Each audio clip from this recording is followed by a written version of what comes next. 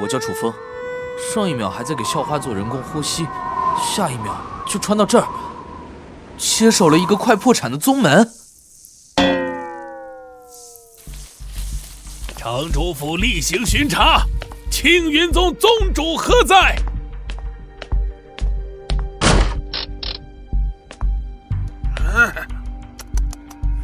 这鬼地方，你就是楚风，青云宗的宗主？完蛋，这就是修仙者的威压吗？比我前世老板的低气压还吓人！不行，顶住，人设不能崩。按规定，宗门无弟子，宗主不到筑基期就要除名，收回地气。你一个凡人，也配当宗主？这位大人，你着相了？着相？哼，你一个凡人，跟我谈禅理？赌一把，修仙的肯定信玄学这套。有弟子是相，有修为也是相。弟子3000不如知己1人，修为通天不如明心见性。倒是大人你，权柄在握，风光无限，却也因果缠身，道心蒙尘。这，哎呀，可是大祸临头之兆啊！他怎么知道我最近修炼遇到瓶颈，心神不宁？难道这破败宗门，这平静态度是前辈高人在点化我？前辈教训的是在下有眼不识泰山，惊扰了前辈清修。哎呀，不知者不罪，去吧。是，我们这就滚。前辈您放心，3个月内绝无人再来打扰你。哎呀，妈呀，吓死我了！不过3个月，我上哪儿变个弟子出来啊？系统，我的金手指终于到账了。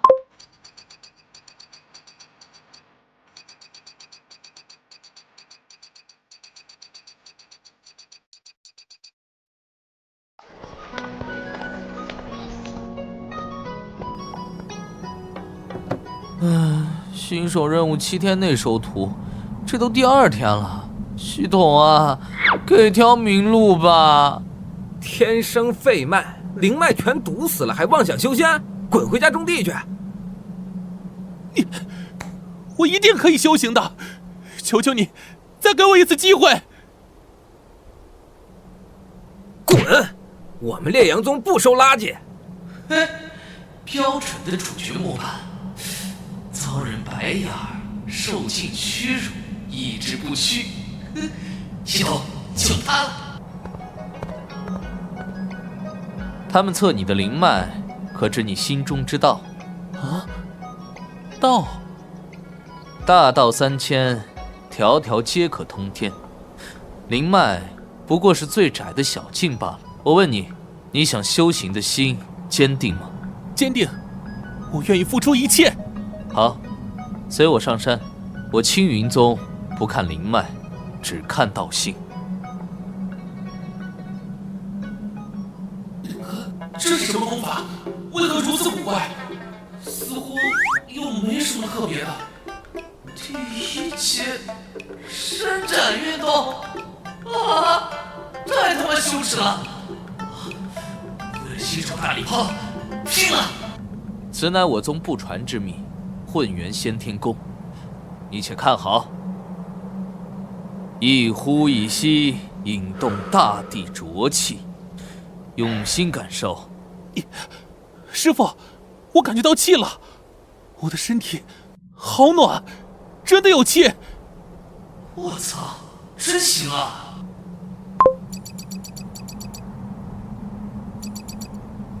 师父再造之恩，弟子没齿难忘。哈哈，好徒儿，快！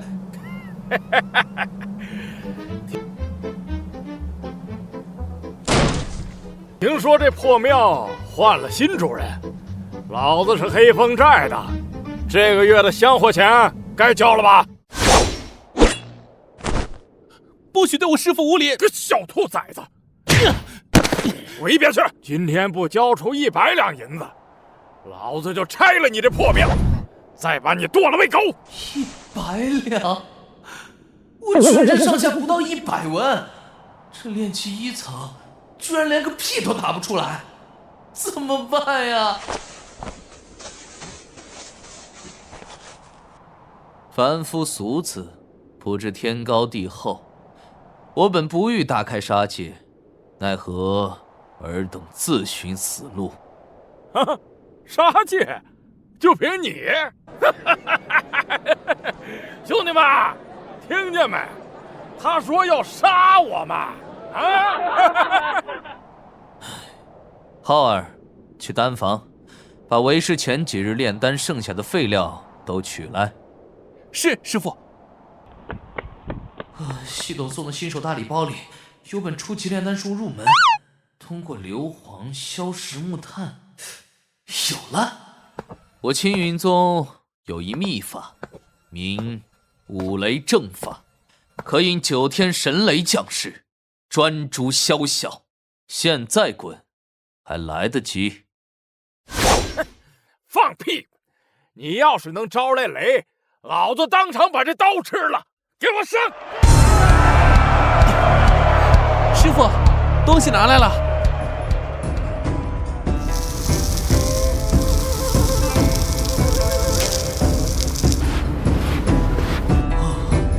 还好我前世是化学课代表，起地黑火药，等级越大越好。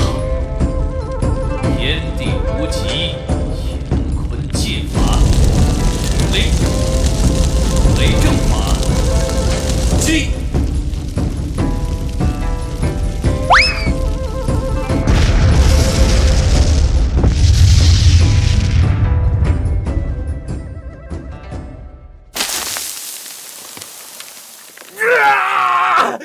雷是天雷呀！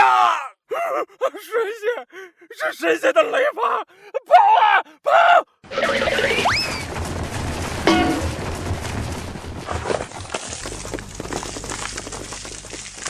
五雷正法，师傅真的会传说中的五雷正法？我到底拜的是什么样的存在啊？总算糊弄过去了。恭喜宿主获得香火点成100。请问此地可是青云宗？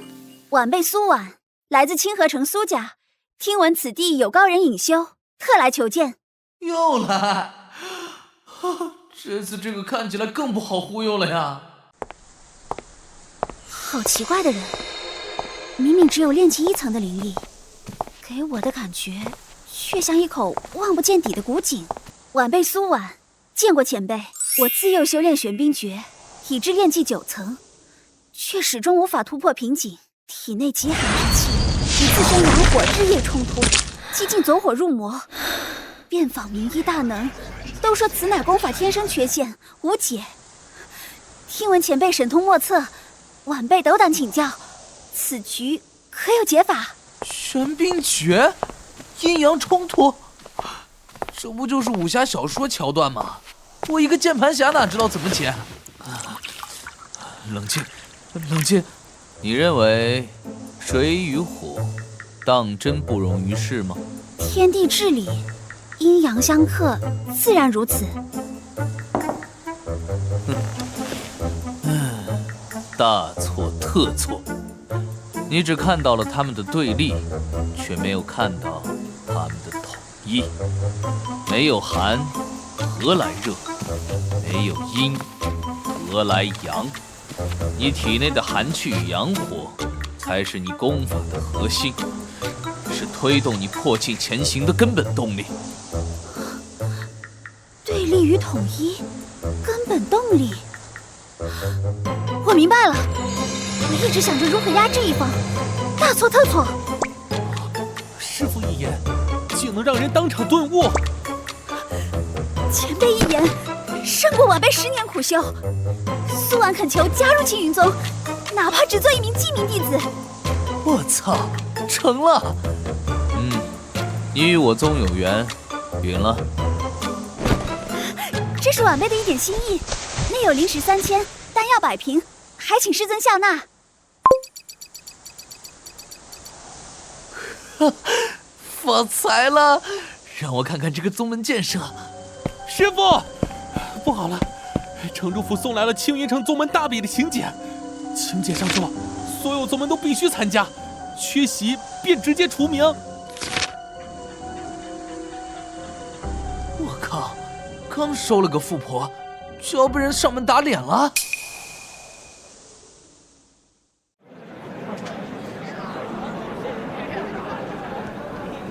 下一场，烈阳宗弟子李虎对阵青云宗弟子林浩。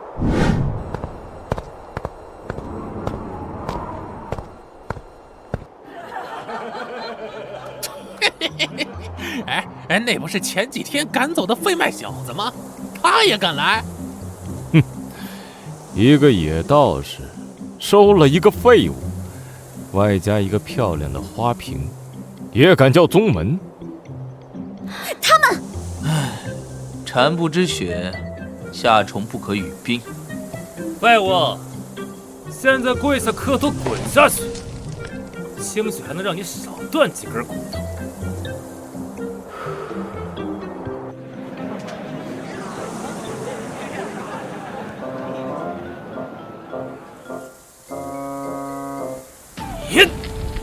找死！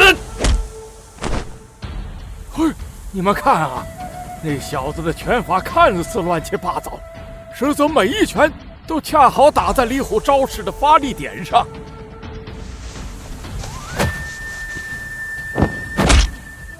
大巧不工，返璞归真，他的师傅太可怕了。婉儿，你看，为师常说大道至简，便是如此了。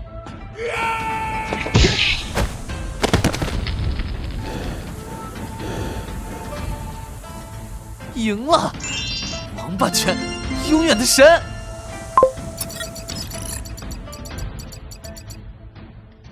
青云宗主，好一个大道至简！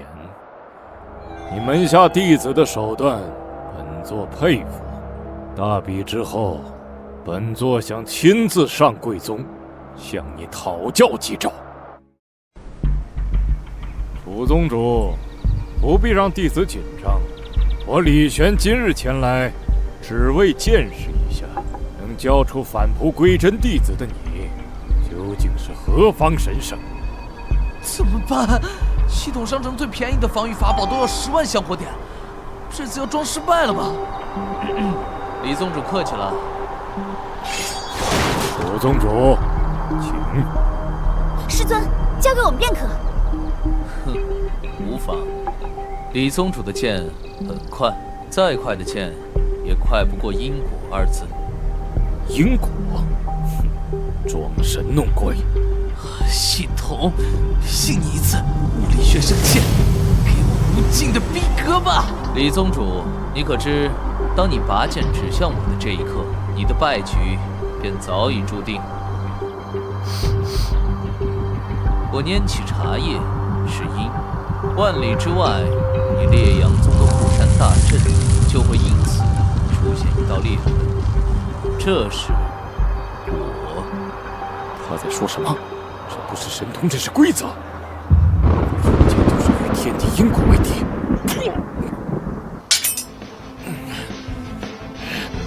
前辈，晚辈知错了，多谢前辈手下留情。从今往后，我烈阳宗愿以青云宗马首是瞻。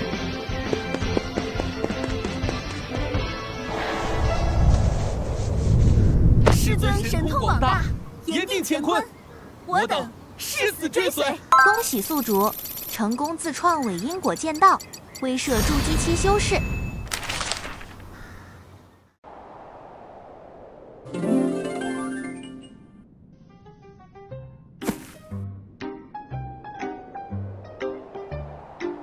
师傅您看，这么多灵菇，灵气逼人，且无妖兽守护。站住，不可靠近！开玩笑，颜色越鲜艳的蘑菇毒性越大，吃了会看见小人跳舞的。尔等只见其表，未见其内。此物名为幻彩独杖菇，活物近其3尺，神仙难救。我们竟丝毫未觉危险，师尊一眼就看穿其本质。师尊，此地是天然迷阵，我的灵识被压制，无法分辨方向。嚯，野外迷路标准场景，哼，看我的！天为阳，地为阴，向阳者生，背阴者死。跟我走。师傅不靠灵力，仅凭观察天地之理，便能看破阵法。是守护圣墨玉师，嗅觉和听觉极其灵敏，恐有恶战。区畜生，何须动手？哎呀，花100香火点兑换的凡俗草药入门总算派上用场了。辣椒粉加催泪花粉，嘿嘿嘿。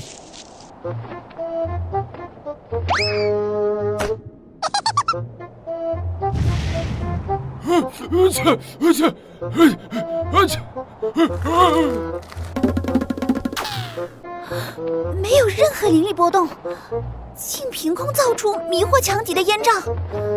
师尊他到底是什么境界？师傅，这上面写的是什么？我哪认识，只能继续编了。此乃上古道文，其核心要义便是我教你的8个字：大道至简，返璞归真。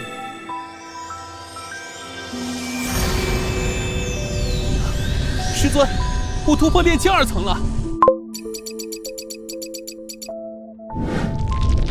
是谁唤醒了石碑，窃取了吾的道？跑不掉了，这威压比李玄强的100倍，只能赌一把。大胆妖孽！吾乃上清灵宝天尊座下青云道统第3672代执掌者，尔敢放肆！青云神庭，灵宝天尊，未曾听过。上清灵宝天尊，青云神庭，原来师傅的来头如此恐怖，我们有救了！我早就该想到的，师尊绝非凡人，原来我青云宗竟是上古神庭的传承。神龙气息，走。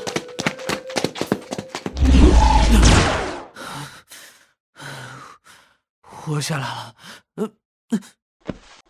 老夫大秦皇朝钦天监监正，奉命追查天机异动。方才帝都观星台检测到此地出现真龙之气，敢问阁下，究竟是何方神圣？我靠！刚入狼窝，又入虎口。也罢，既然惊动了朝廷，有些事也确实瞒不住了。我青云一脉的传承，要追溯到混沌未开，同盟初叛之时了。方才的龙气，想必是那看门的小龙睡醒翻个身罢了。惊扰诸位，实非我意。此事太过重大，必须立刻回宫禀报陛下。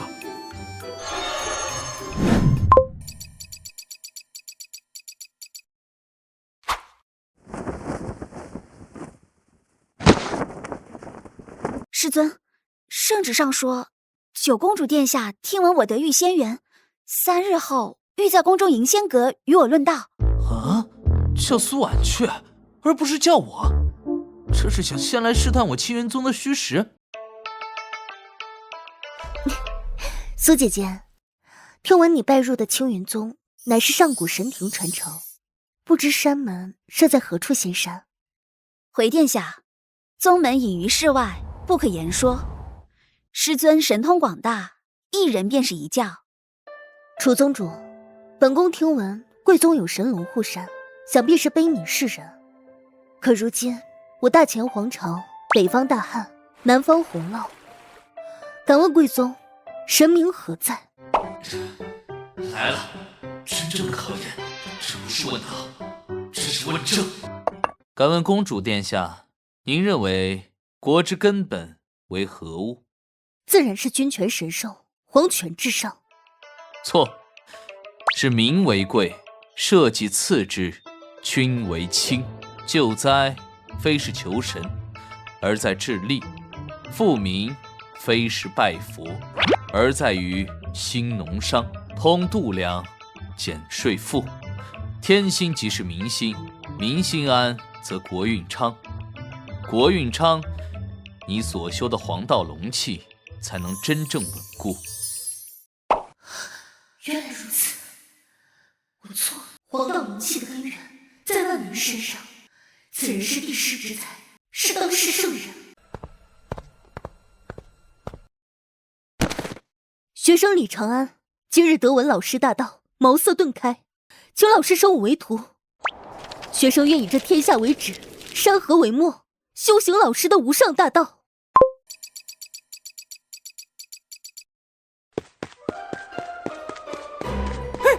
楚宗主，陛下有旨，立刻宣您上金銮殿面圣。该来的总会来，接下来要面对的是这个帝国终极 BOSS 皇帝。楚宗主，请吧。老师，千万小心，父皇他身有国运龙气，寻常灌输、精神威压，对他都毫无作用。好家伙，这皇帝是天生唯物主义者呀，只能硬忽悠啊！哼，无妨，为师正好也想见识一下这人间真龙的气象。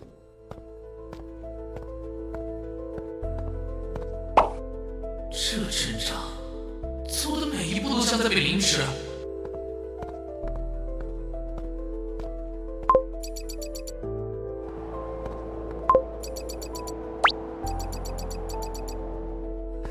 扫描仪呀！那95之尊的皇帝，他的气运会是什么颜色？楚宗主，陛下就在里面等您。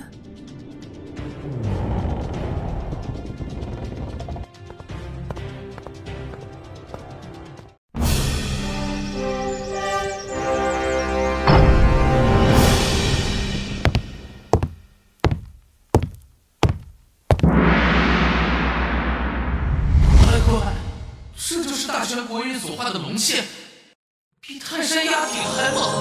系统，在这种力量面前，一切精神类的幻术都会失效吧？我那些玄学理论看来是派不上用场啊！师父，千万小心一点，父皇他……你就是那个自称上古神庭传人，能引动真龙之气的青云宗宗主楚风。贫道楚风见过陛下。真龙非我所引，乃大道有感，天地自生。陛下，臣只信手中刀，不信鬼神说。我大遣北境大汉赤地千里，载民一字而始。他若真是仙人，为何不挥袖降下甘霖，解救万民于水火？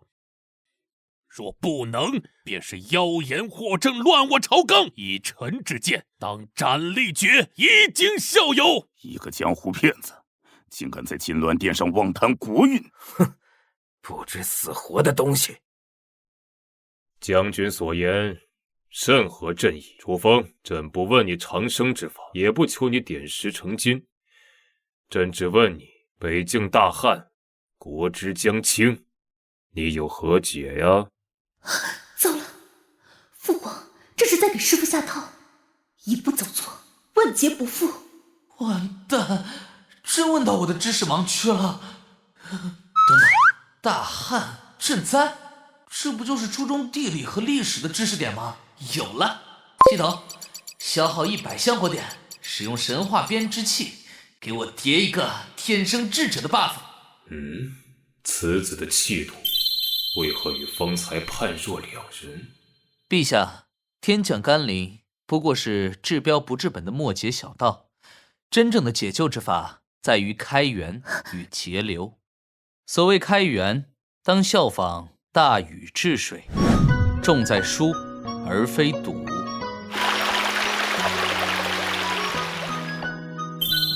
北境西高东低，可于西山勘探水源，修建巨型水库，此为天池蓄水。水库引流，这此法若成，在炎帝室开凿主干、支干渠道，形成灌溉网络，引天池之水润泽千里焦土，此为龙脉输水。这简直是改天换地之功，但他说的竟无一处错漏。所谓节流，当改进农具，推广新式龙骨水车，以人力处理引水上高地，可省力10倍。同时，朝廷颁布阶梯水价，用水多者价高，节约者油少，开源节流并举。不出3年，北境再无水患。天池、龙脉、阶梯水价，这些词闻所未闻，却仿佛蕴含着惊天地伟的大道。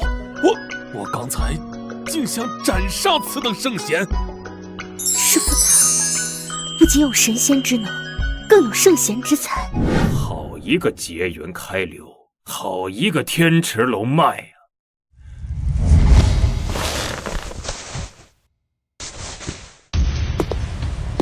楚风，朕就给你一个证明你不是纸上谈兵的机会。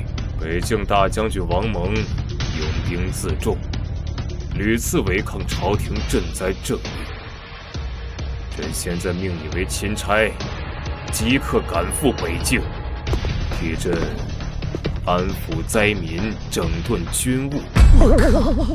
让我一个练机器修士去整顿拥兵自重的大将军？这皇帝老儿是想借王蒙的刀来试探我的深浅，顺便杀了我呀？你可敢接这道旨意？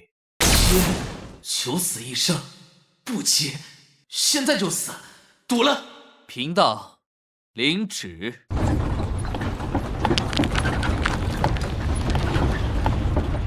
军机重地，闲人免入。嘿嘿嘿，君爷息怒，是京城来的钦差大人到了。将军正在教场操练，没空见你们。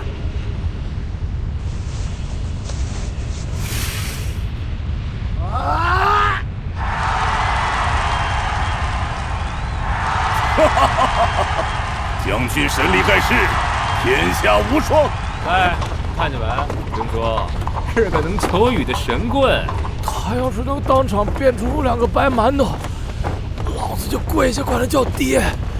哼，有意思，上来就是一套经典的下马威。哼，钦差大人，一路辛苦了。我北境贫瘠，只有这些粗茶淡饭，可比不得京城的山珍海味。别饿着您这金贵的仙人。哦，此物倒是颇为有趣。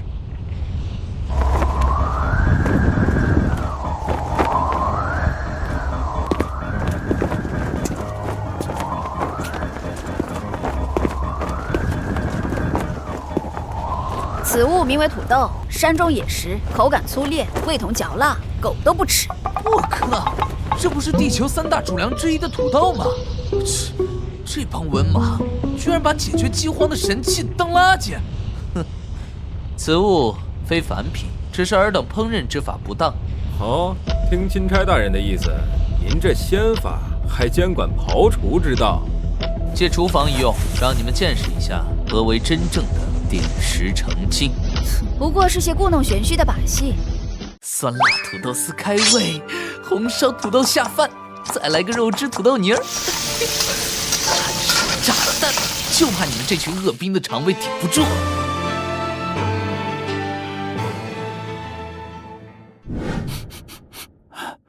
什么味道？怎么会这么香？这该死的香味儿！这真是那种味同嚼蜡的土豆做出来的。我娘的，别动！这是什么神仙味道？你一个修仙问道的，怎么会懂这些凡俗厨艺？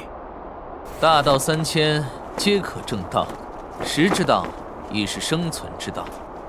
此物若善加培育，母产可达1000斤，足以养活北境全军上下。这才是我带给北境的第一道甘霖。至于杂交选育、科学种植这些，跟你们这群莽夫也说不明白，就让你们以为是仙术好了。你说什么？亩产1000斤？你到底是什么人？你懂水利，知军粮，这些绝不是一个普通道士能懂的。说，你混入我北境大营，究竟有何图谋？糟糕，撞过头了！这妞不仅身材火爆，脑子也挺好使啊。副将大人，这算是对钦差的欢迎仪式吗？赵将军，你的刀很快，可惜你的眼界太慢。你什么意思？你以为我是来夺权的？错，我是来救北境30万将士的命。王将军刚愎自用，军心涣散，外有强敌环伺，若无破局之人，不出3月，北境必破。他怎么可能知道军心涣散之事？这可是军中绝密。陛下派我来，不是因为我懂什么虚无缥缈的仙术，而是因为我能看到你们所有人都看不到的未来。未来？我凭什么信你？很快，你就会信了。哼，敌军想速战速决，定会主攻黑风口。我们应该在此设下重兵埋伏。放屁！黑风口易守难攻，敌军统帅又不傻，依我看，他们必会绕道击穿。钦差大人，我们正在商议军情，你又在搞什么名堂？这是何物？天哪！竟能将山河万里尽数缩于一盘之内。此物名为沙盘，有了它，天地山川尽在掌中，可避免诸位将军继续纸上谈兵。土豆，沙盘，这个男人到底还藏着多少我们闻所未闻的秘密？他绝非凡人。敌军粮草不济，急于求战，他们既不会强攻地势险要的黑风口，更不会绕到遥远的西川。他们会派出一支3000人的精锐，伪装成商队，奇袭我们唯一的粮仓阴愁涧。时间就在3日后的此时。荒谬，简直是天大的笑话！鹰愁涧有我3000精兵驻守，敌军统帅是猪吗？会去自投罗网？是啊，钦差大人，您这推演也太想当然了。看来钦差大人不仅懂厨艺，还懂说笑话啊！如此精准的时间、地点、人数，这已经不是推演，而是预言。可这怎么可能？哼，既然王将军不信，我们便立下一个军令状。3日后此时，若阴愁涧无事发生，我这钦差之位，连同我项上人头一并封赏。若真有敌袭，北境全军指挥权需暂时交由我手，将军可敢一读？哼，有何不敢？本将军就给你3天时间，我倒要看看3天之后，你这神棍还有什么脸面活下去？这不是预言，这是根据情报和逻辑计算出的唯一解。跟你们这群文盲莽夫多说无益，3天后等着你们的脸被打肿吧。呸！装神弄鬼的东西！已经子时了，难道真的只是他随口胡说的吗？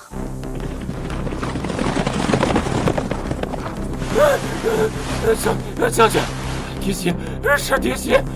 首先，敌军精锐伪装成商队杀过来了，时间、地点、人数和钦差大人所说的一模一样，分毫不差。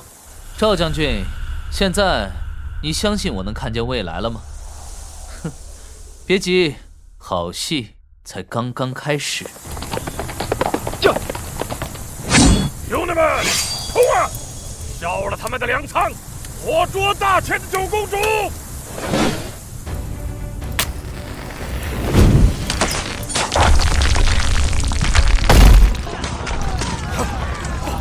中埋伏了，全军接阵，准备突围。时间、地点、敌将的反应，竟然全在他的算计之内。他真的能未卜先知？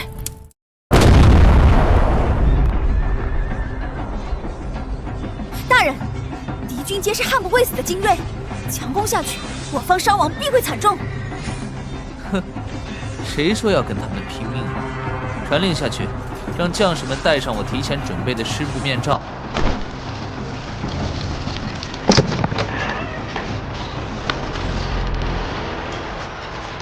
在美兵器时代，基础化学就是降维打击。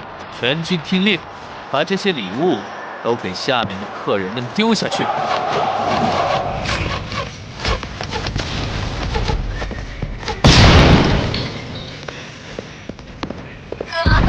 我的眼睛，我的喉咙，这是什么油啊？是毒气，是毒气药法！快，不住口鸣！看好了，这才叫真正的安宁。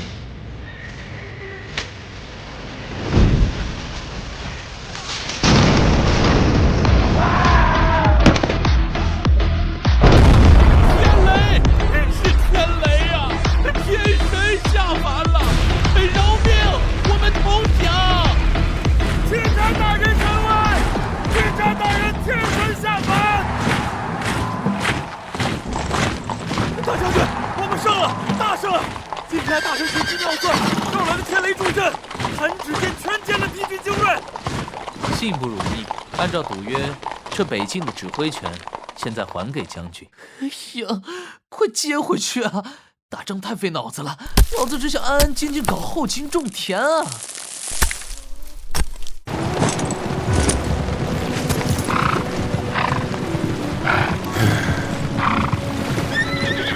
末将王莽有眼不识泰山，请钦差大人恕罪。从今日起，北境30万大军任凭大人调遣，我等愿为大人赴汤蹈火，万死不辞。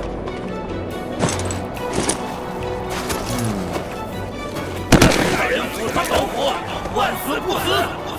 愿为大人赴汤蹈火，万死不辞。你已成功收服北境军心，奖励特殊道具。啊，爽！这波操作，我给自己打100分，不怕你骄傲。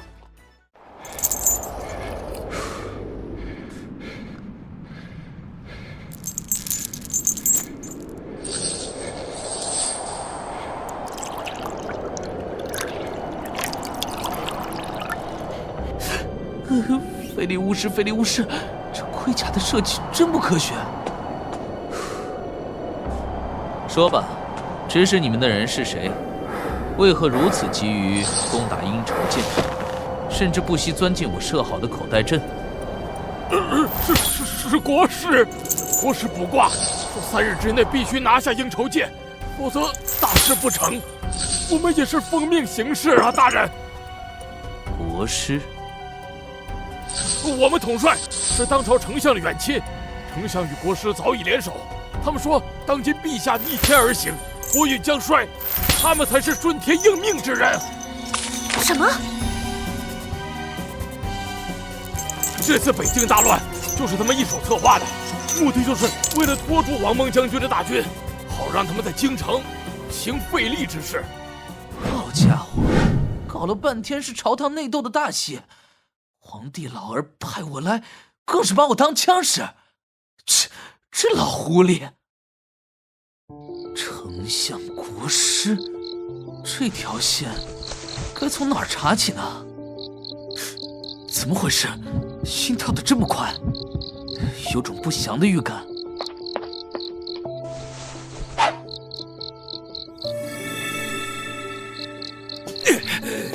龙气护体，你到底是什么人？来人，刺客，护驾！大胆贼人，休上钦差大人！功再高，也怕吃灰。古人撑不起我。我的眼睛！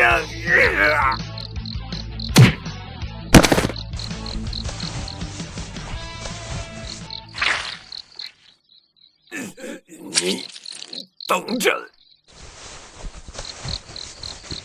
大人，这是押威的令牌，是丞相豢养的死士，只听他一人号令。看来他们已经把你当成了眼中钉。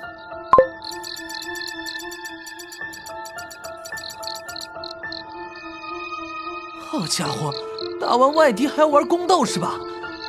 丞相国师，你们最好别逼我，把整个皇城都给忽悠瘸了。大人，敌军虽退，但军中还有一个大难题，这是数万名因伤、因病、年迈而退役的士兵名册。他们已无战力，每日却消耗大量粮草，乃是军中之毒瘤。按军法本该遣散，但如今北境大乱，遣散他们就是让他们去死，还可能激起兵变。末将实在不知如何是好。大人，王将军所言属实，此事若处理不当，恐动摇军心。遣散？开什么玩笑！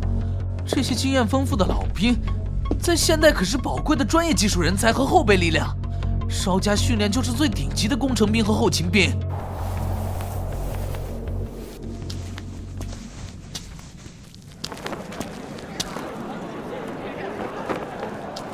本座问你们，无法冲锋陷阵，便是废物了吗？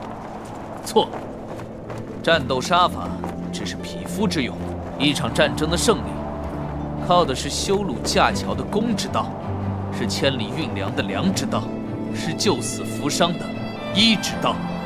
今日，本座便为你们开启几条全新的通天大道。即日起，军中裁撤伤病营，成立神功营、神行营与神医营。神功营掌攻之道，尔等将学习本座青壮的开悟要术，用三合土筑坚城，用杠杆滑轮之法，让一人可动千斤巨石。神行营掌粮之道，尔等将学习统筹总纲，规划最优路线，保证前线粮草无忧。以凡人之力行鬼神之事，这简直是仙法。他总能化腐朽为神奇，这就是师傅的大道吗？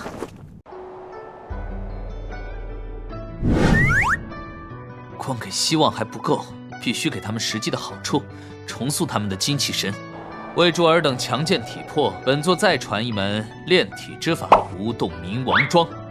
不需气感，不需灵根，只需每日站桩，便可强筋健骨，百病不生。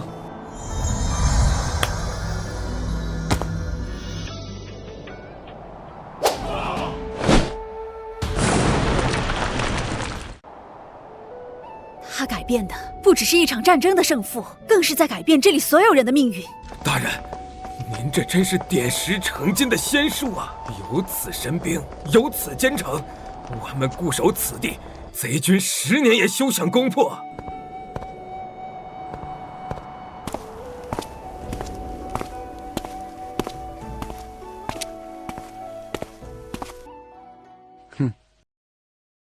固守？不，最好的防守永远是进攻。传令下去，3军集结，7日之内，本座要让黑风寨从这沙盘上彻底消失。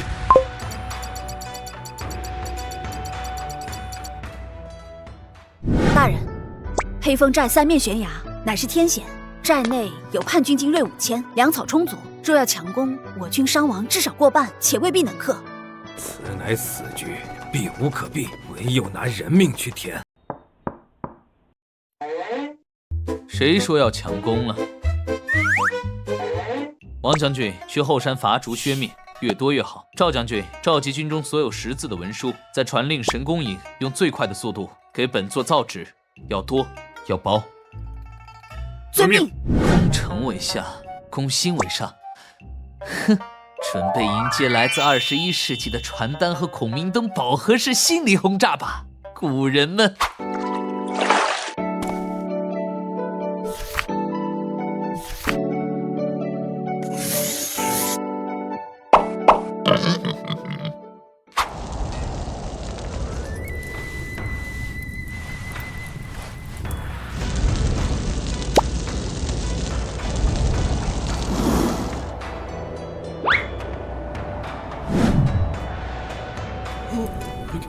天哪，这是何等仙法，竟能让灯飞上天去！神乎其技，当真是神乎其技！仙法个屁！初中物理，热空气上升原理而已。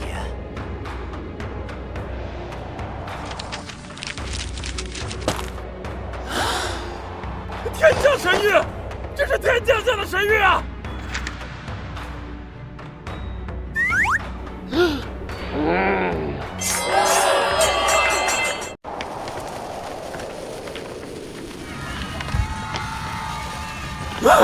不许看，不许捡！这是敌人的妖术，妖术，全都给我烧了！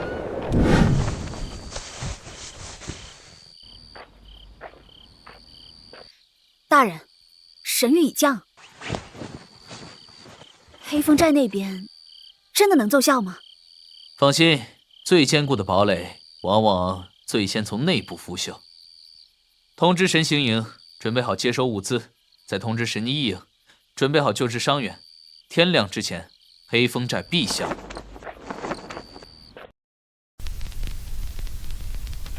我杜凯出身商贾之家，精于算计，绝不做亏本的买卖。丞相倒行逆施，军心一失，必不长久。这位楚风大人，懂天时，更懂人心，才是真正的潜力股。这正是我杜凯千载难逢的投资机会。杜兄弟，守将如今就是一条疯狗，我们……各位兄弟，传单上的话，你们信几分？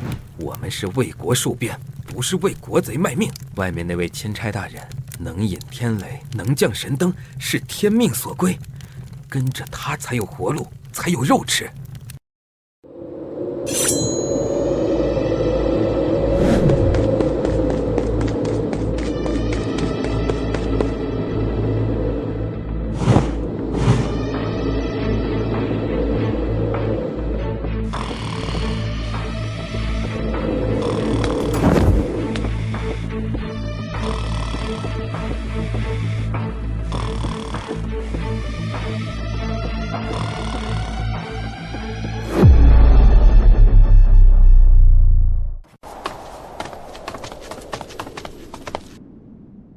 全军！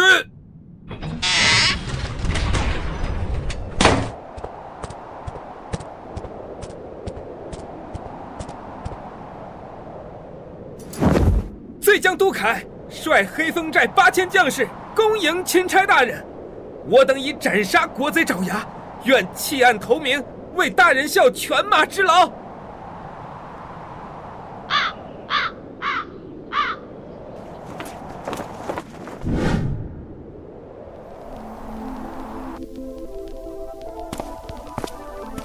弟子杜凯叩见师尊。弟子不求长生仙法，不求盖世战力，只求师尊传授那土豆变黄金、白纸变大军的经世济民之道，请师尊收我为徒。又来一个脑补怪。不过，这家伙是个天生的管理和经济方面的人才啊！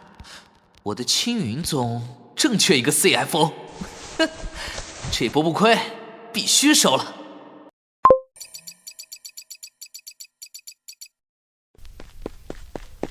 大人，京城800里加急灵符密报，国师以妖人乱军为名，请动了中州第一仙门天玄宗的仙师，正向北京而来。他们说要替天行道，诛杀妖邪。修仙的？真的假的？这下玩脱了。牛顿的棺材板好像真的要压不住了。大人，这不是打仗，是送死。天玄宗是中州第一仙门，宗内高手如云，最弱的弟子出山也能以一当百。他们的主祭长老据说已有移山填海之能，一人便可屠灭我1万大军。凡人的军队在真正的仙师面前毫无意义。难道真的只能束手待毙吗？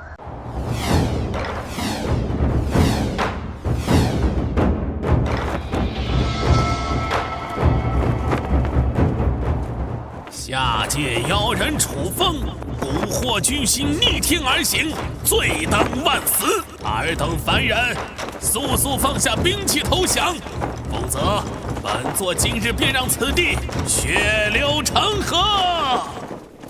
哼！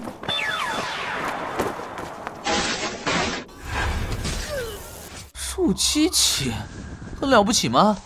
不懂能量守恒，不懂压强定律，更不懂科学，照样把你打成狗。系统，开启阵法推演功能，模拟一个以黑火药为核心的立体饱和式诛仙阵法。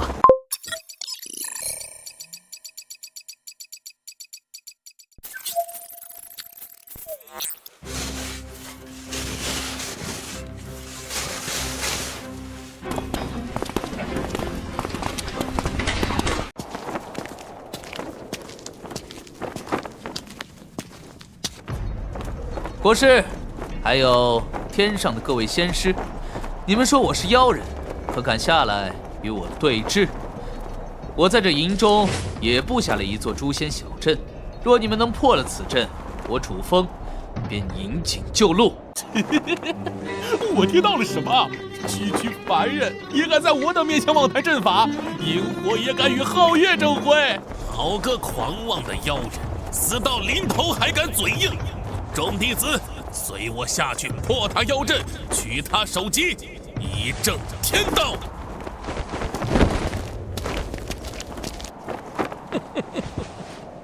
这就是你的阵法，连一丝灵力波动都没有，也敢称之为诛仙？妖人，你的死期到了！欢迎来到凡人的世界，点火！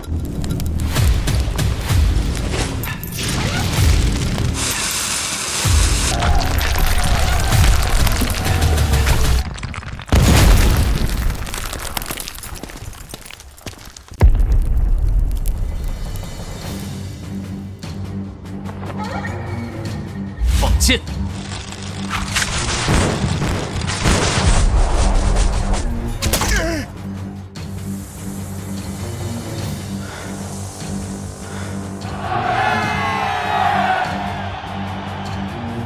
你这用的都是凡人的诡计，卑鄙无耻！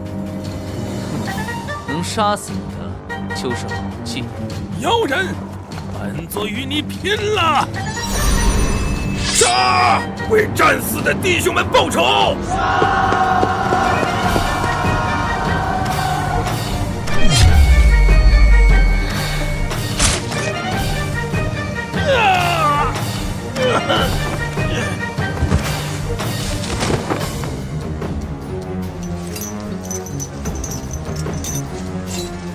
钦差大人千岁！钦差大人千岁！圣旨到！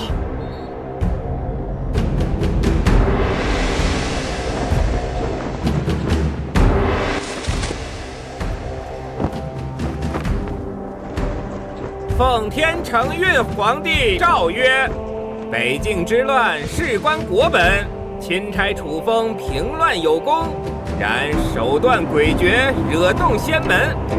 国师护国有心，然行事鲁莽，致使仙云。朕要亲自听听你们各自的道。着，钦差楚风，国师玄真子，北境将军王猛，即刻押解所有俘虏返回京城，与当朝丞相公开对质。钦此。公开对峙，把战场从边境搬到朝堂，哼，最终的决战终于要来了。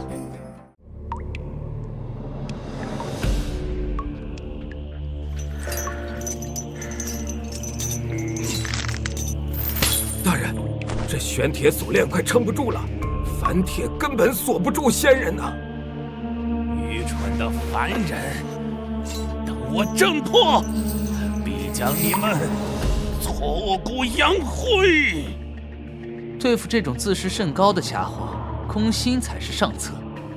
哼，王将军莫慌，他不过是秋后的蚂蚱，蹦跶不了几天了。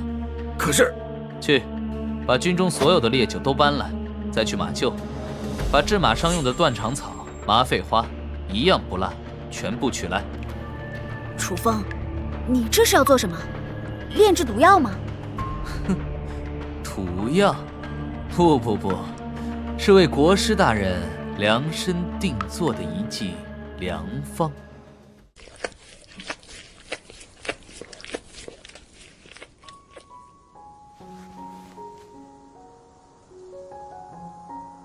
小心，这东西可不好闻。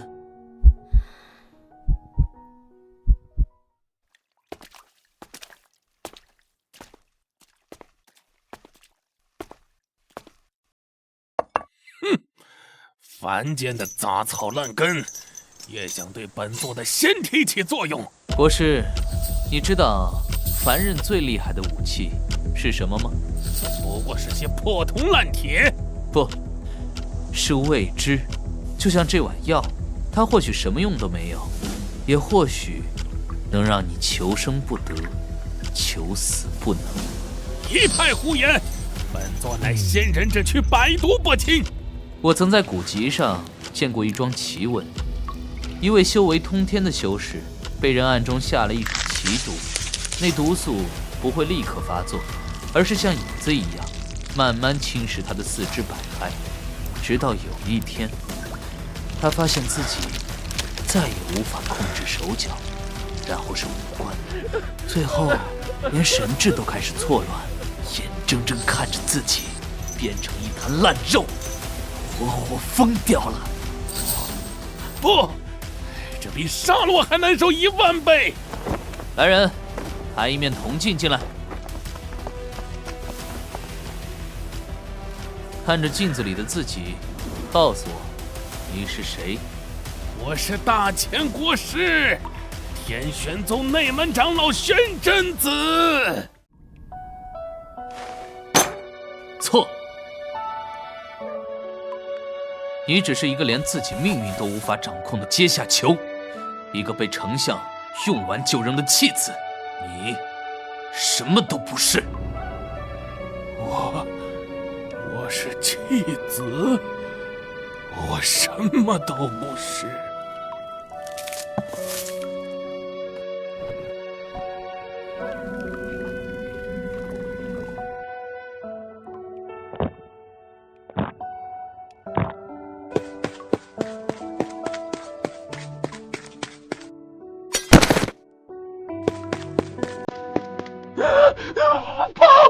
大人不好了，前方关岛毁了！别急，说清楚。是剑气，无数剑气从天而降，把关岛斩成了峡谷。天玄宗的人，他们根本就没有逃，在前面设下了埋伏。丞相的报复来得比我想象中更快，更狠呢。楚风，你敢屠我宗门弟子！今日，本长老便让你这30万大军尽数埋骨于此，为我门人陪葬！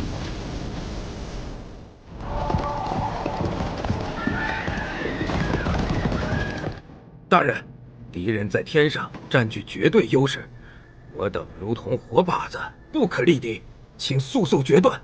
哦，想用修仙者的制空权玩降维大技，想法不错，可惜你们遇到的是我，是时候让你们见识一下什么叫人民战争的汪洋大海了。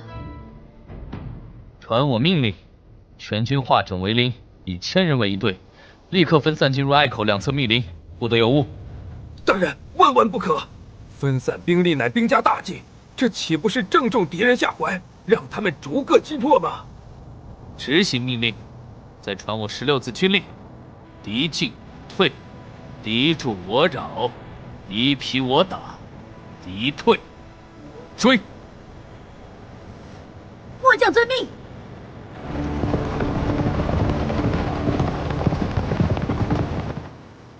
哼哼，想躲进林子里当缩头乌龟，简直愚蠢！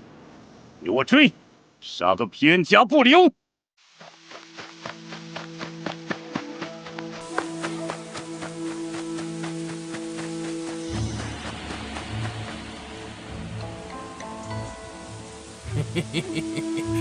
找到你了，虫子！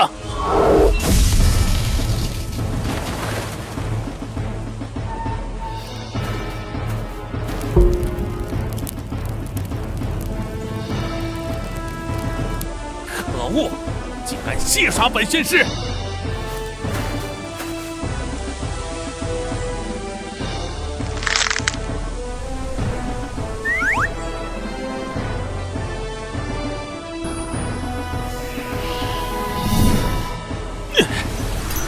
凡人竟敢用陷阱，有种出来，与我堂堂正正一战！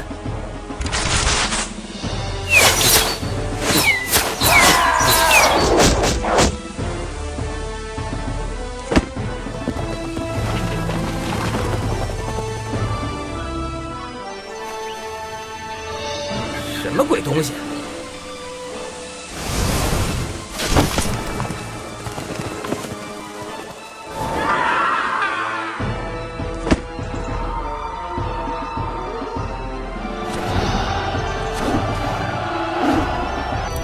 长老，这些凡人太吵了，跟苍蝇一样，我们根本无法静心打坐恢复灵力。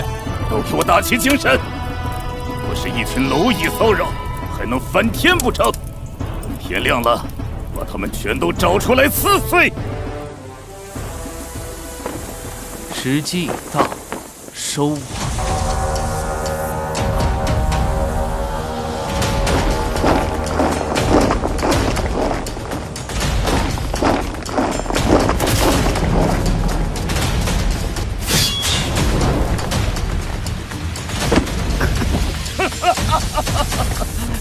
楚风，你以为这点凡人伎俩就赢了？宗主已经知道了，他会亲自出手。你逃到天涯海角，都死定了！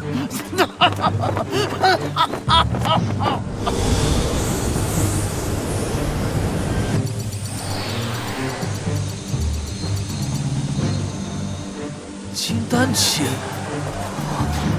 这已经不是计谋能解决的了，这下麻烦大了。大人，不好了！火头营的几十个兄弟昨晚发现突然上吐下泻，现在已经浑身瘫软，站都站不起来了。大人，老夫行医一生，从未见过如此诡异的病症，不发烧不畏寒，脉象也平平无奇，这恐怕是中了仙人的诅咒，或是瘟疫呀！大人，军心已经开始动摇了，这症状传得太快，若真是瘟疫，不出3日，我30万大军必将不战自溃。慌什么？天塌不下来，带我去看看。师尊，这可如何是好？上吐下泻，浑身乏力，但不发热，不像是瘟疫的特征，更像是其体食物中毒，而且是神经毒素类的。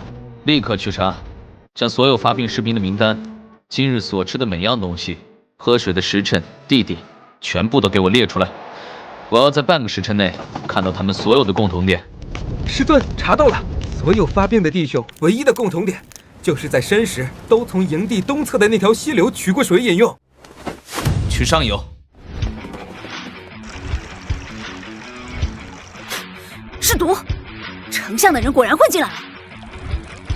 哼，不是砒霜，寻常手段验不出来。此毒无色无味，看似不致命，却能在12个时辰内让我30万大军彻底丧失战力。好一招釜底抽薪！有了，活性炭！传令神功营，立刻烧制木炭，越多越好。烧好后立即碾成粉末，送到火头营。将士们，敌军下毒，意图使我军不战而败，但此毒已被我解。此汤名为百草归元汤，此水为神炭滤净之水。全军将士立刻分批饮水，服汤。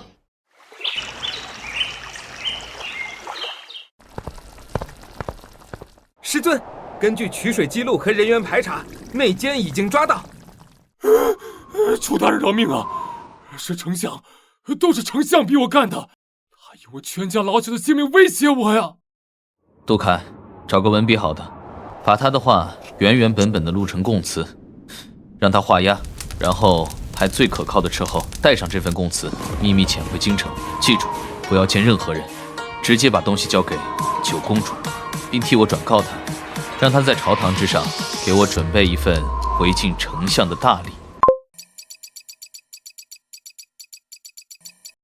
哼，丞相，好好享受你最后的朝堂时光吧。在我抵达京城之前，就让这场风暴先从你的脚下刮起来。陛下，北京妖人楚风蛊惑30万大军，擅杀天玄宗国师，怎乃动摇国本、蔑视皇权之滔天大罪呀！老臣恳请陛下立刻下旨，将楚风及其党羽定义为叛军，发天下兵马，就地格杀，以正国法，以安民心啊！臣附议，楚风不死，国无宁日啊！请陛下降旨，剿灭叛逆，还我大秦朗朗乾坤。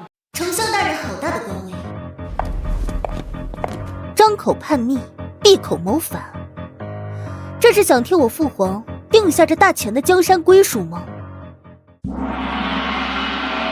主殿下，此乃朝堂议事，后宫不得干政，这是祖宗规矩。祖宗规矩？丞相通敌卖国的时候，怎么不记得祖宗规矩了？你说这是国事，好，那本宫今日就跟你好好谈谈这天下的国事。此乃北境800里加急密报，证实丞相你暗中勾结天玄宗，更派奸细与我军水源投毒，险些令我30万将士不战而溃。供词在此，你敢不敢看？一派胡言，血口喷人！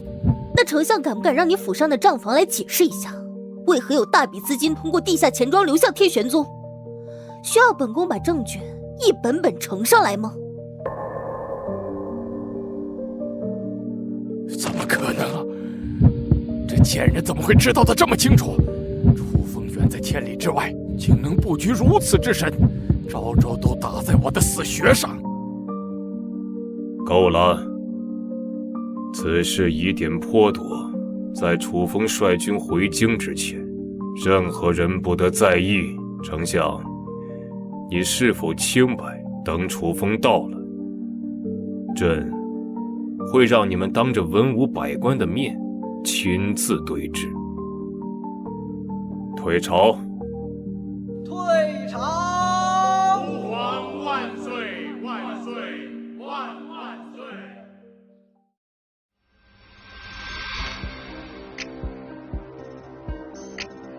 师父，长安只能帮你到这儿了，接下来的路要靠你自己了。楚风，好一个楚风！不将你碎尸万段，老夫誓不为人！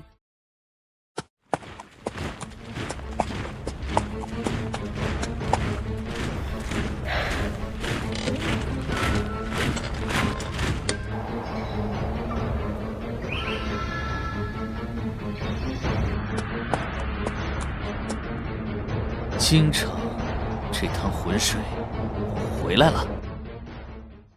今日，朕召集诸卿，只为一事：北境之功过，朝堂之中间，朕要一个清清楚楚的真相。丞相，你弹劾楚风，便由你先说吧。陛下，老臣要当着满朝文武弹劾楚风3桩足以灭族的滔天大罪。其一，此子以妖言蛊惑军心，迷惑30万北京将士，此为不忠；其二，擅杀国师，残害仙门栋梁，亵渎县长，此为不敬；其三，也是最重要的一条，他拥兵自重，令30万大军只知有他楚风，不知有陛下，此为不臣；此此乃谋逆，是去死之道。请陛下诛杀楚风，以正国法，以安社稷。说完了，我还以为有什么新花样，翻来覆去还是这几句，真没意思。陛下，该我了，我也不说废话，只问这位前任国师大人一个问题：当初是谁派你去北境，不问缘由就要杀我的？说实话。是你意图不轨，妖言惑众，本座乃就是现在，天意真言符出境，给我用。是丞相，是丞相许诺我，只要我杀了你，天玄宗便可成为大前唯一国教。废物！这个成事不足败事有余的废物，他怎么会临场反水呢？陛下，他不是人，他是天外邪魔，他会妖术。自乃开国太祖留下的镇国之宝镇魔盘，专测世界一切妖邪。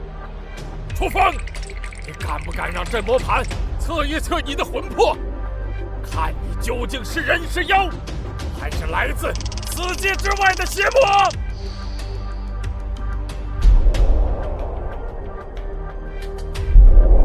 我操！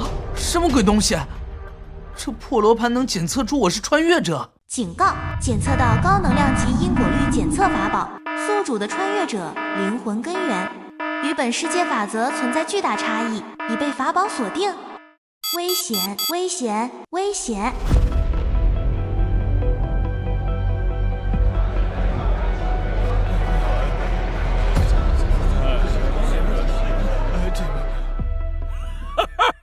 陛下，诸位同僚，你们都看见了吧？铁证如山，此料乃天外邪魔降世啊！他之前的一切都是为了颠覆我大千江山的阴谋。恳请陛下立刻引动镇国龙气，将此邪魔神魂俱灭，以绝后患。怎么会这样？师父他难道真的不是这个世界的人？完了，仙家法宝为证，这是言语无法辩驳的死局。大人这次真的在劫难逃了啊！遣返回去996当打工人，开什么国际玩笑？现在的情况，否认就是死路一条。既然无法否认，那就重新定义它。丞相，你以为这是我的死证？不，这是我的封神榜。哼！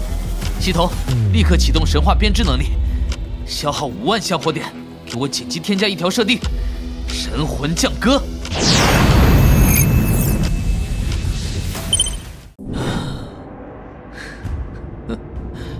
终于还是被发现了，也罢，本座不装了。你以为这镇魔盘测出的是魔？哼，你太小看开国太祖的宝物了，也太小看本座了。他测出的是不属于此界，这一点你没说错，因为本座的真灵就不在此界，而在凡人无法企及的9天之上。此盘测魔，遇魔则黑气缠绕，示警天下。但遇神，遇那些为救苍生而分灵下界、自降神格的神奇，它会因无法承载神魂之重而呈现出类似的反应。这不是邪魔的证明，而是此盘面对神将不堪重负的悲鸣。凡铁之物，安能窥探神明万一？神将，这不可能的，这绝对不可能！神将分灵下界，难道他之前所说的上古神庭全都是真的？陛下，现在我们可以继续审判真正的国贼了，还是说您要先审判一下我这个不属于此界的神明？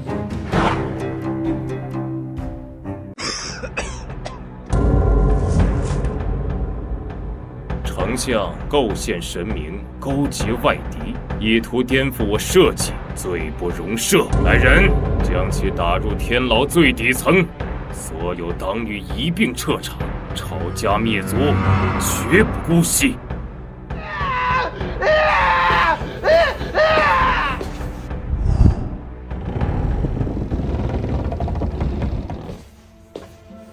楚先生，不，朕该称呼您为上仙。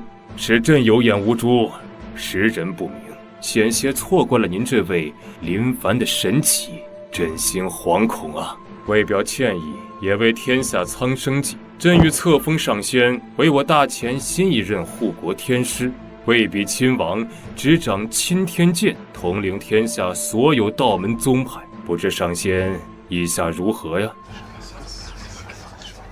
我靠！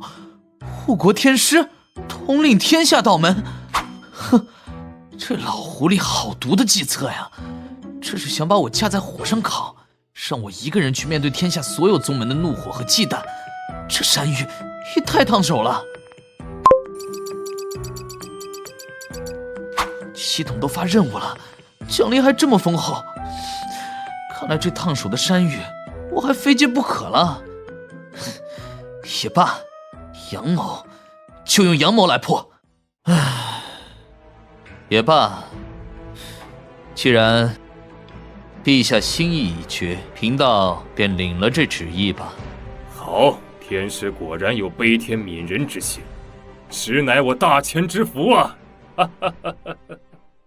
那么，作为天师上任的第一件事，便是处置这些冲撞了您的前国教余孽吧。请天师示下，朕必全力配合。这是第二道难题，杀了会引起所有宗门同仇敌忾，认为我心狠手辣；放了又会显得我软弱可欺，谁都能来踩一脚。哼，这老狐狸招招都想置我于死地啊！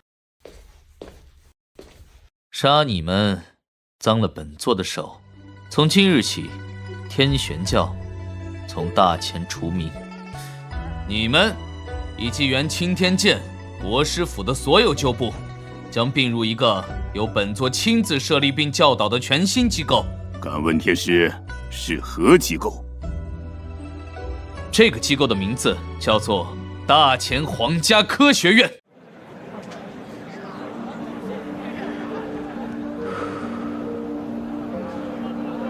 开学第一课，我们不讲吐纳，不讲符箓，只讲2个字：格物。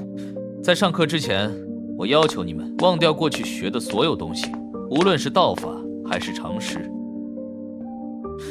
现在，我告诉你们第一条知识：我们脚下这片厚重的大地，不是什么天圆地方的平板，而是一个球。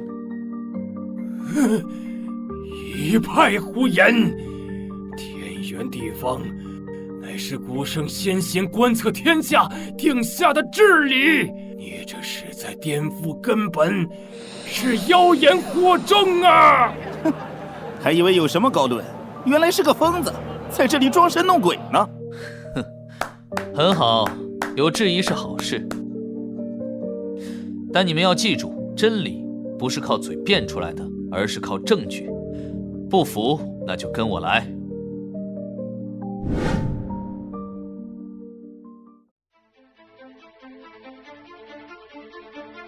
桅杆，真的是先看到桅杆，这怎么可能？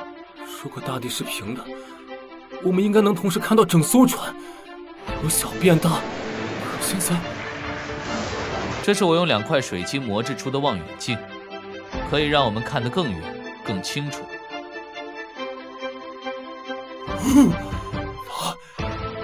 那不是什么清冷的银盘，上面坑坑洼洼，还有巨大的环形山，这……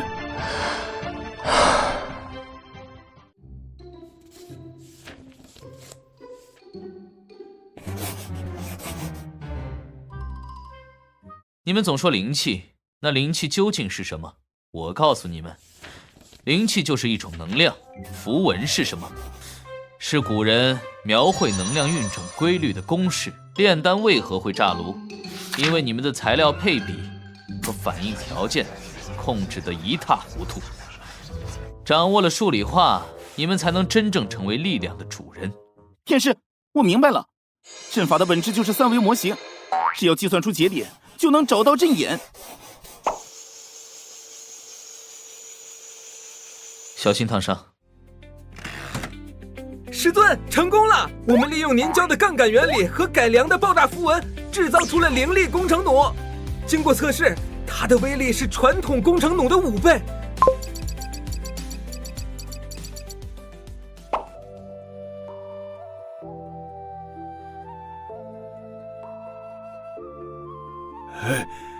道法不彰，旁门左道，横行于世。这京城之中出了一个窃取天机、动摇道统的大魔头啊！看来是时候下山走一走了。好一个皇家科学院，好一个护国天师啊！果真是神奇手段。哈哈哈哈哈！天师大人功在社稷，福泽万民。朕决定3日后举行祭天大典，由天师亲自主持，向天下昭告这格物新道。届时文武百官、各宗代表、皇亲国戚都会参加，共襄盛举。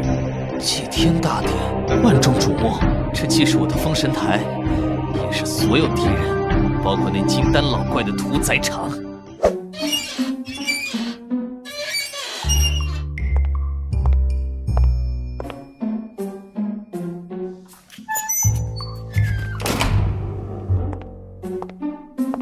师父，你要小心。丞相虽然倒了，但他的党羽遍布朝野，更有无数死士潜伏京城，他们绝不会善罢甘休。而且我收到密报，天玄宗那个闭关多年的金丹老怪已经出关了，他传下法旨，扬言要不惜一切代价，在祭天大典上清理门户。终于要来了吗？金丹期修士，正面硬刚，我还是不够看。不过凡事有凡事的打法，放心吧，为师自有安排。祭天大典是我们最后的机会，都听清楚了。其一，李官会用涂了化灵散的祭器，废掉皇帝周围所有护卫的灵力。其二，天玄宗道术会同时引爆祭坛下的地火符阵，制造混乱。届时我等联手，务必将昏君与那妖道楚风一同斩杀。师尊，您基于小孔丞相和千里传音符改良的天眼系统，已成功布置在皇城各处关键节点，全部正常运行。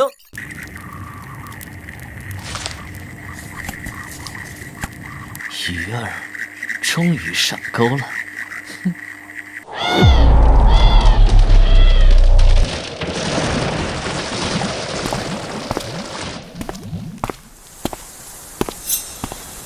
嘿嘿嘿嘿嘿嘿！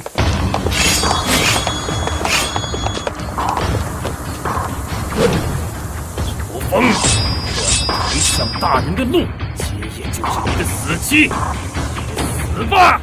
就凭你们这些跳梁小丑，这些杂鱼，看来真正的大鱼还不肯出来呀。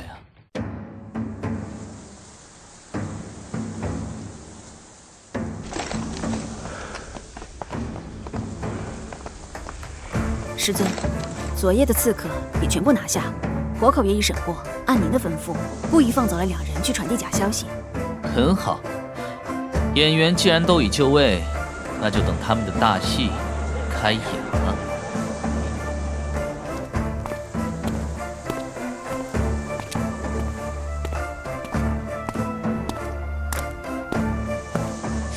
不好，灵力运转不畅。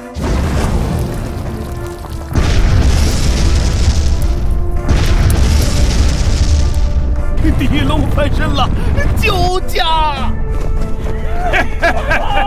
干嘛？昏君、妖道，今日就是你们的死期！天道昭昭，妖邪放肆！以我天师之名，九天神雷，一挡污秽，审判！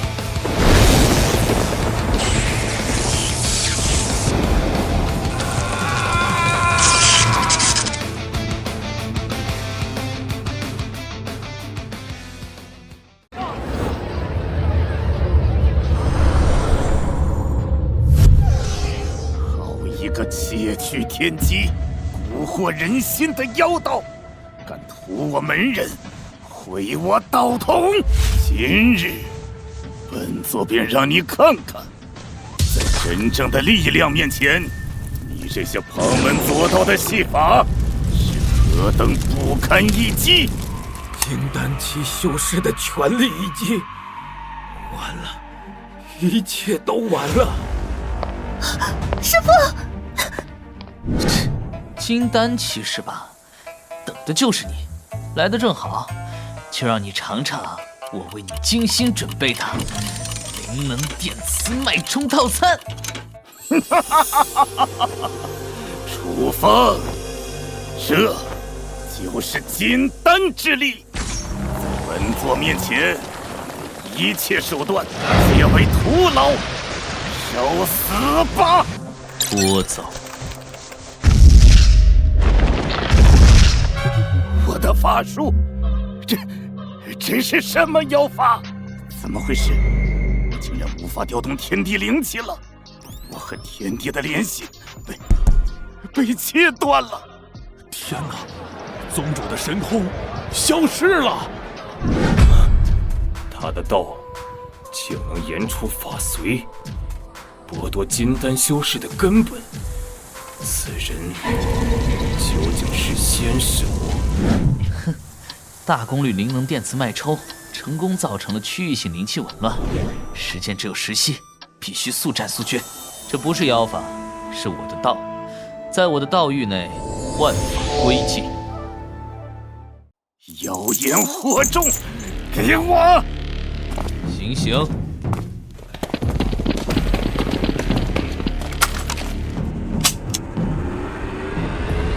那些是什么人？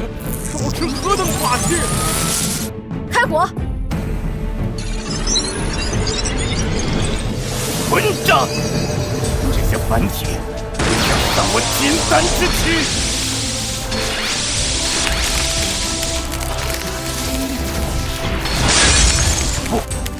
不可能！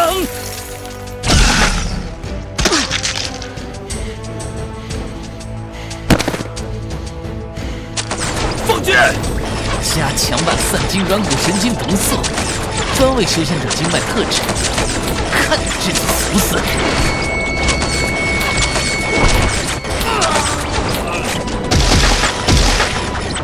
我的灵力、经脉。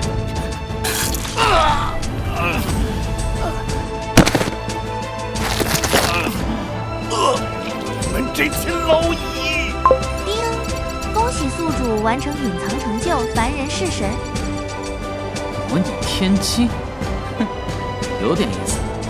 不过现在戏要做全套。你不得好死！陛下，标协已除，祭天大典可以继续了。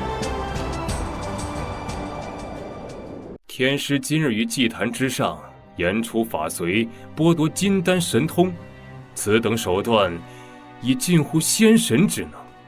朕在想，若我大前将士也能窥得一二。哼，陛下说笑了，老狐狸，这就开始套我的底牌了。电磁脉冲的原理，跟你这封建帝王说了你也不懂。授人以鱼，不如授人以渔。仙法终归一人之术，有极限会失传，但我的道却可以惠及万民，泽破苍生，为陛下开创万世不移之基业。哦，万世基业，天师此话何解呀？上钩了，哼，是时候把你彻底绑上我的战车了。5年计划，这是何物啊？此乃贫道为大钱规划的5年蓝图。第1年推广新式农具，粮食增产30%，国无饥馑。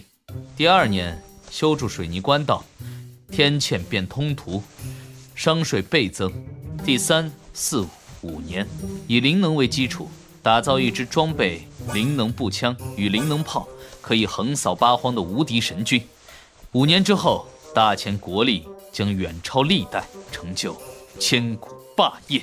逻辑缜密，数据详实，每一项都直指国朝根本。若真能实现，朕将超越历代先祖，成为真正的千古一帝。楚风，你这妖人，又终究杀了本座，如此羞辱，算得什么得道高人？院长，目标体内金丹结构已解析完成3%，它简直是一个完美的超高密度能量核心，比我们现有的灵石能源稳定100倍。院长，若能完全破解金丹的灵力传导模式，我们的灵能武器充能速度至少能提升10倍，届时连发将不再是理论。很好，继续加大解析力度。1个月内，我要金丹的初步模拟构建方案，人手一把灵能武器，将不再是梦想。是院长。邪魔！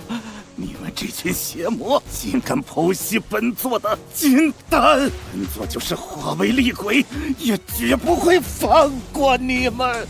别急，你没有做鬼的机会。你的神魂是我们下一个重点研究课题，意识上传与数据化，你将以另一种方式获得永生。你，好啊，好一个5年计划，好一个千古霸业。天师真乃国士无双呐！朕允了。从今日起，国库、工部、兵部所有资源任你调遣，朕要你放手去做。但天师可知，这大钱名为朕有，实则早已被那些盘根错节的世家宗门蛀空了根基。推行此次革新，他们必视你为眼中钉啊！朕命你为革新督造使，持此金牌，如朕亲临。凡有阻挠5年计划者，无论宗门世家，皆可先斩后奏。朕要你为朕扫清这天下间所有的腐朽陈疴。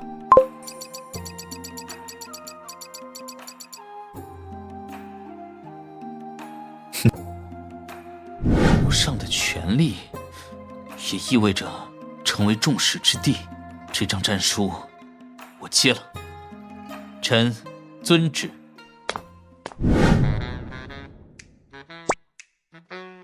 师尊，根据情报，云州的紫阳宗是目前反对我们最激烈、跳得最高的。他们占据云州最大的精铁矿，垄断兵器生意，压榨矿工，民怨极大。枪打出头鸟。既然自己跳出来当典型，那就别怪我了。拿他们开刀，最能杀鸡儆猴。好，但这次我们不用军队。不用军队？师尊，紫阳宗宗主可是筑基后期的修士，门下弟子数百，不可小觑。对付旧时代的顽固派，要用新时代的办法。即刻组建大钱皇家革新巡查团。杜凯，你任团长，负责经济改革，釜底抽薪。赵雅，你任护卫队长，负责安全执法，雷霆一击，去给天下人上第一课。是，师尊。一个妖道也敢动我紫阳宗，我背后可是太医门，谅他也不敢把我怎么样。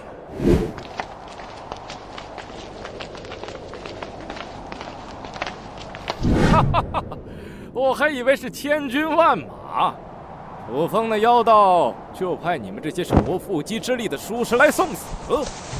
宗主误会了，我们不是来打仗的，我们是奉天师与陛下之命，前来帮助紫阳宗进行产业升级和思想改革的。滚！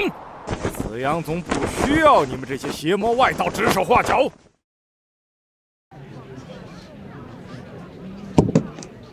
兄弟，弟们，科学院招工，薪酬3倍，灵能傀儡作业，安全保障，还管饱。别再给紫阳宗当牛做马了，跟老子走！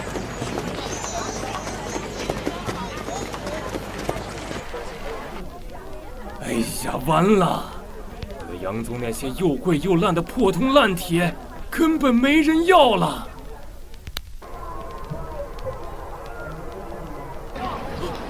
原来天师大人是真心为我们好啊！这才是真正的活神仙。紫阳宗的那些只知道吸我们的血，算个屁！一群贱民，叛徒，竟敢背叛我紫阳宗！我就将此地化为血海！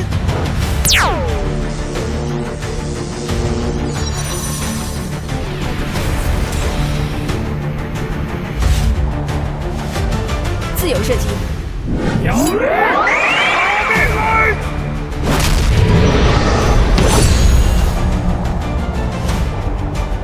目标锁定，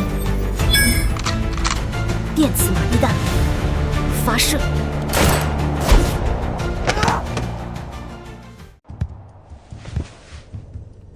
盟主，紫阳宗不到半月就完了，那楚风甚至没动用一兵一卒，他这是要绝了我们所有道门的根呐！矿工、信徒、财路全被他用那些歪门邪道抢走了，再这样下去，不出半年，我们都得关门大吉，请盟主为我道门做主啊！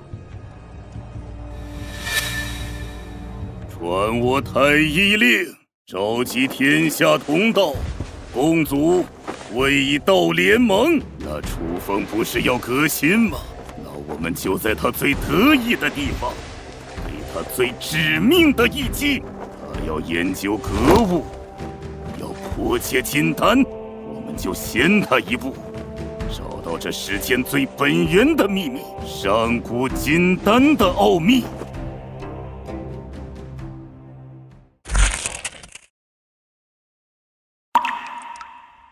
道门一体，共筑妖邪；道门一体，共筑妖邪。诸位，那楚风之强，不在修为，而在于他那套能蛊惑人心、无限复制力量的格物妖学。盟主所言极是，我等1000年道统，拼不过他几张招供的告示。若以门人弟子与之硬汉，便是一击之短，攻敌之长，正中其下怀。我们必须找到一种能瞬间碾压他，让他所有奇技淫巧都失去意义的绝对力量。此乃我派飞升祖师留下的唯一手札，其中记载，金丹并非修行终点，在其之上，还有一个传说中的境界——元婴。元婴，那不是上古传说中才存在的境界吗？早已断了传承。若真能突破，我等岂不是也能肉身成圣，白日飞升？祖师提到，我大乾龙脉深处有一座上古遗迹，里面便藏着突破元婴的无上之秘。本作决定，联盟双线并进。其一，由本作亲自带队，不惜代价开启古遗迹，寻找元婴之秘。其二，为拖延时间，我们将派出使者，邀请楚风参加一场天下论道大会。妙啊！此乃缓兵之计，让他去逞口舌之力。等我们带着元婴之力归来，他所谓的科学院不过是土鸡瓦狗，堪之可灭。盟主英明，待我等元婴攻城，必将那妖道碎尸万段。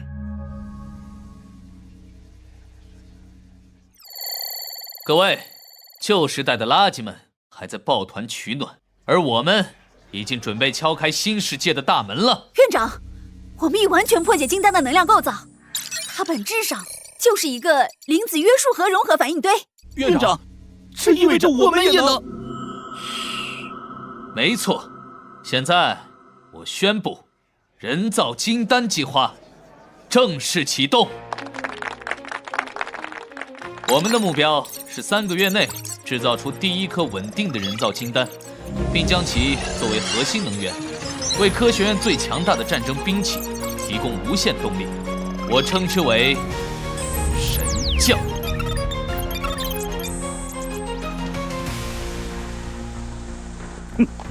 楚风，你机关算尽，也绝对想不到，绝对的力量面前，一切都是虚妄。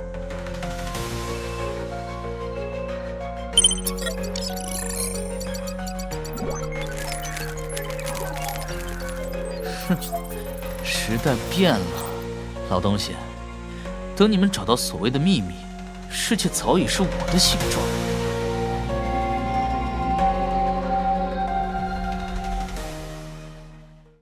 楚天师，贫道代表天下道门而来，为免道统割裂，苍生蒙难，我联盟盟主提议，3月后于泰山之巅举办天下论道大会，公开辨明真理，胜者为正统，败者当自绝于天下。不知天师可敢应战呢？演得真像，想用论道拖延3个月，好在古遗迹里搞事情。正好，我的秘密武器也需要时间来完成最后的调试。论道可以，不过在论道之前，不如先请使者看看我这格物之道究竟格出了些什么。天师的奇技淫巧，贫道也有所哼，或许看完诸位会觉得这场论道已经没有必要了。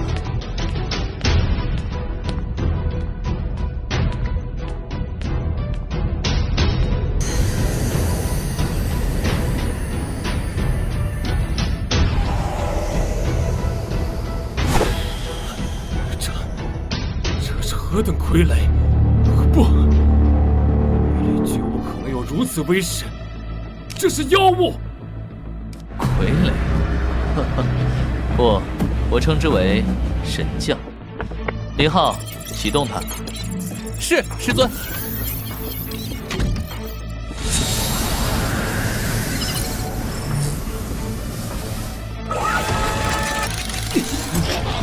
这股力量堪比金丹，怎么可能？凡铁之躯怎能爆发出如此恐怖的力量？这已经超出了修行的范畴。唉，使者大人，请回吧，告诉你们的盟主，3个月后泰山之巅，楚某恭候大驾。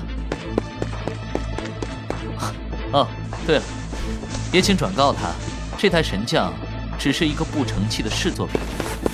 届时我会带上我的学生们和他们真正的毕业生一同前去论道。师尊，量产模拟发现了致命问题，神将的承重骨架需要玄武精金，而提炼它的主材料墨玄铁，90%的矿脉都掌握在云州李氏等几个最古老的门阀世家手中。院长，卫道联盟发布联合公告，宣布墨玄铁为道门战略物资，眼前任何一辆流向京城，违者将视为与天下道门为敌。混账！他们这是要釜底抽薪，没有墨玄铁，我们的神将计划就等于一堆废铁。从背后搞小动作，转向正面进行封锁，反应很快。哼，以为这样就能卡住我的脖子？他们以为掌控了地上的几块石头，就能掌控了世界？天真！诸位，那楚风妖道的钢铁傀儡已尽金丹之力，此事千真万确。什么？凡铁之物竟有如此神威？但那又如何？只要我等能在此寻得突破元婴之法，他那所谓的钢铁疙瘩，不过是掌中玩物。请盟主开启遗迹，我等愿为道门赴死，求得大道。你们守着地表的几座废矿，却不知真正的大地宝藏藏于何处。师尊，那里根据记载是一片废矿区，几百年来都是毫无产出。哼，他们以为掌控了已知的矿脉，就掌控了一切。他们只知守着祖宗的薄田，却不知真正的龙脉在哪。赵雅，点齐护卫队第1、第3精英小队，随我出发。杜凯，带上我们最新研发的地龙仪。地龙仪？哼，一个能勘探龙脉走向、锁定地下万丈矿藏的风水罗盘。我们不买，也不抢。我们去帮云州李氏找到他们一个做梦都想不到的超级富矿。这份大礼，我倒要看看他李家是收还是不收。